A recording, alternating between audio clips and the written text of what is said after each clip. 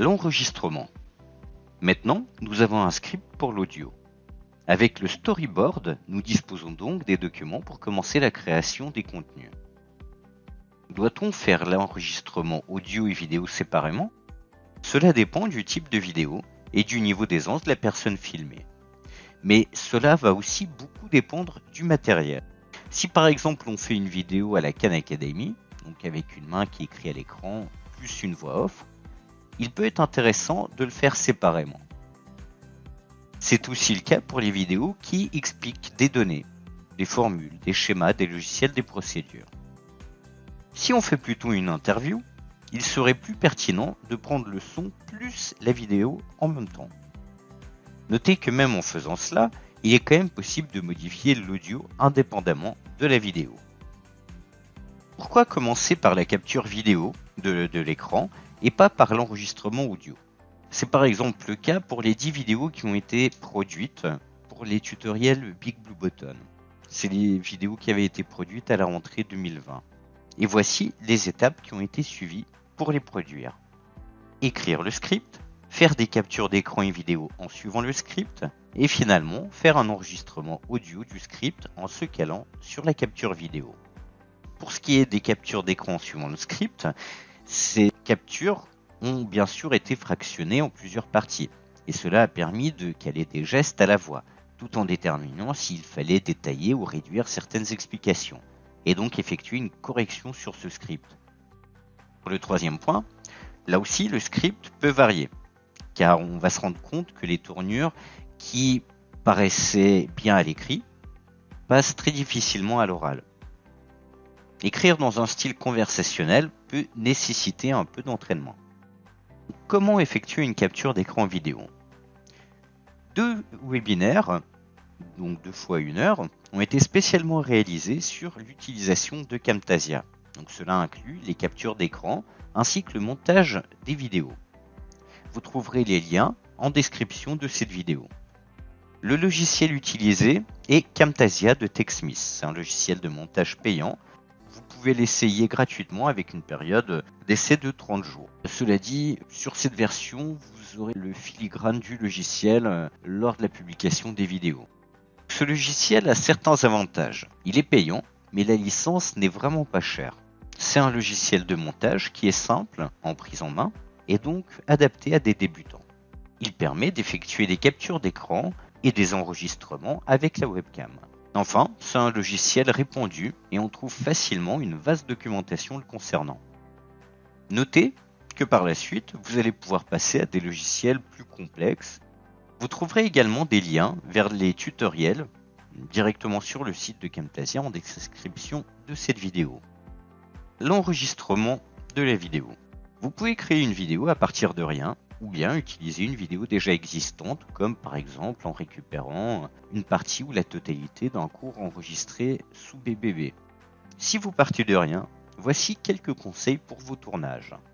Le matériel. Si vous tournez une vidéo, vous pouvez envisager quelque chose de très simple en utilisant par exemple votre téléphone portable, tout en obtenant un résultat final très satisfaisant. La qualité obtenue avec le téléphone portable est souvent supérieure à ce que vous pouvez obtenir avec la webcam de votre ordinateur. C'est d'autant plus vrai avec les téléphones récents orientés vers la photo et la vidéo.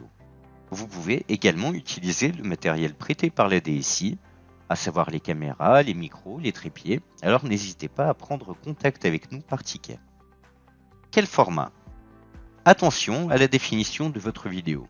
Elle doit être suffisamment élevée. Par défaut, vous pouvez utiliser le 1080p. Il vaut mieux monter avec du matériel vidéo de bonne qualité, quitte à réduire la qualité de la vidéo au moment de sa publication. Le zoom avec parcimonie. L'utilisation du zoom optique ou numérique sera autant que possible très limitée. Les images grossies très vite ou dézoomées très vite ne sont pas agréables à regarder. Lorsque l'on filme, plus on zoome sur un sujet, plus les tremblements de la main ou du bras sont ressentis. Il peut alors être utile d'utiliser un trépied pour ne pas avoir ces tremblements à l'image. Vous trouverez également un lien pour poursuivre sur le sujet en description de la vidéo. Faire des mouvements de caméra lents. Pour ne pas rendre le film indigeste, Un panoramique se fera très lentement. Prenez de nombreux plans en plus. Des longs plans fixes qui pourront être utiles au moment du montage et même des plans futiles qui serviront pour faire des transitions encore une fois lors du montage. Finalement, la lumière. Attention à ne pas filmer en contre-jour et pensez à contrôler la vidéo. L'enregistrement audio. Vous avez tourné la vidéo ou effectué une capture d'écran vidéo. Donc si vous avez enregistré l'audio en même temps que la vidéo, il est possible d'effectuer des réglages directement dans Camtasia, mais ça reste limité. Vous allez également pouvoir exporter l'audio et le travailler dans un logiciel tiers. Sinon, vous devez maintenant enregistrer votre script. Voyons comment faire. Comment enregistrer l'audio? On va utiliser ici Audacity. Il s'agit d'un logiciel qui est gratuit, très complet et très documenté. Vous trouverez en bas de cette vidéo des liens sur l'utilisation de ce logiciel. Voici quelques conseils pour l'enregistrement. Lisez et relisez le script. Il faut que vous vous l'appropriez, que ce soit le plus naturel possible. Suite à cette relecture, n'hésitez pas à ajuster votre temps de parole, la fluidité du texte, à changer certains termes qui sont des fois compliqués à prononcer ou qui ne sont pas naturels, etc. Attention à votre voix. Votre voix doit être dynamique afin de ne pas endormir l'apprenant, mais votre voix ne doit pas prendre le dessus sur la vidéo.